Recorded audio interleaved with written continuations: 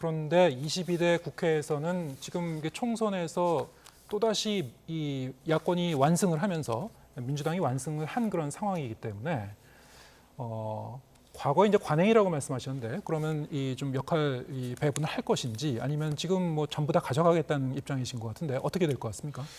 아무래도 지금 법사위 자리에 대해서 민주당이 지금 좀 민감하게 반응하고 있는 부분은 지금 민주당이 추진하고 있는 법안 중에 특검법이 많습니다. 예. 특검법의 소관 상임위가 법사위입니다. 그렇기 때문에 법사위에서 또 다른 법안도 막을 가능성이 생기지만 특히나 특검법에 대해서 법사위에서 홀딩시킬 가능성이 높기 때문에 그런 거에 대해서 저는 글쎄요.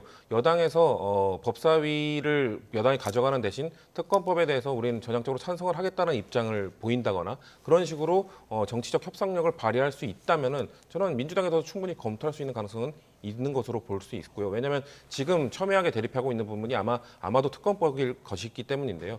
저는 근데 그건 있습니다. 아까 우리가 200석 이상을 얻진 못했지만 지금 그 제3당과의 협의를 통해서는 패스트트랙을 사용할 수 있는 180석은 넘기게 됩니다.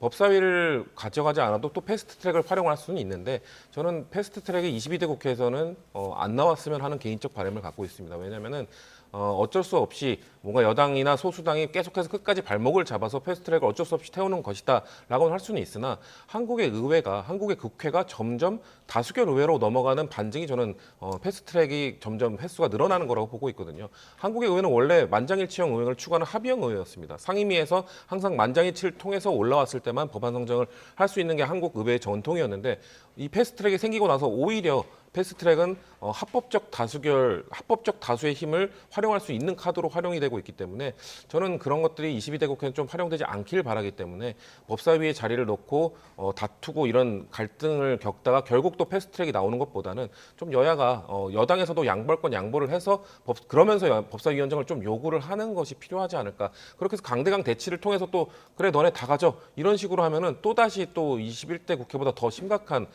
전국 교착 상태가 올 것이기 때문에 이 개원하기 전에 이 그 상임위 구성은 여야가 좀 심각하게 받아들이고 좀 진중하게 했으면 좋겠다는 말씀을 드립니다. 네, 지금 말씀하신 대로 핵심은 특검 법안을 포함한 이 쟁점 법안의 처리 문제인데 이렇게 되면 여야가 서로 양보하지 않을 것이고 원구성을 놓고 정말 극한 대치로 갈 가능성이 굉장히 높아 보입니다.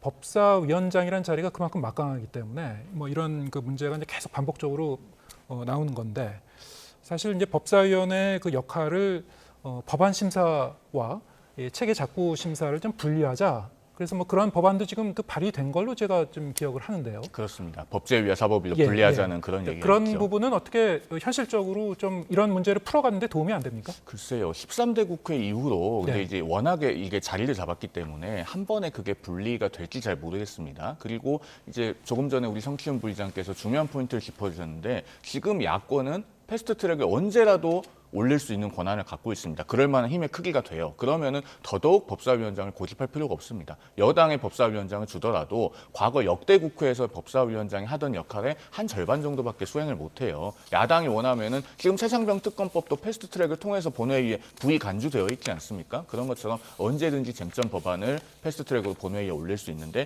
굳이 고집해서 국회 개원까지 늦출 이유가 없다. 그런 말씀을 드리고 제가 한 가지만 덧붙이자면은 만약 그럼에도 불구하고 민주당이 법사위원장 자리를 고집한다면 그것은 다른 고려가 있다고 볼 수밖에 없어요. 즉 법사위원장의 중요한 권한 중에 하나가 탄핵 소추 시에 그 소추위원이 되는 겁니다. 그런 부분까지 염두에 두고 고집을 하는 것이 아니냐라는 의구심이 있을 수밖에 없고 만약에 그런 의도가 있다면은 그것은 국정을 굉장히 불안정하게 할 의도를 갖고 있는 것이기 때문에 그냥 넘어갈 수 없는 문제가 아닐까 하는 생각이 듭니다. 예, 알겠습니다. 자, 이 총선 이후에도 뭐 원구성 과정 포함해서 앞으로 이 여야 간의 강대강 대치가 지금 예고되고 있는 상황 같은데 여러 가지 변수를 좀 따져봤습니다. 나중에 두 분 모시고 다시 한번 좀 토론해 보겠습니다. 오늘 말씀 여기까지 듣겠습니다. 송영훈 전 국민의힘 중앙선대위 대변인, 성치훈 민주당 정책위 부의장 두 분과 함께했습니다. 고맙습니다.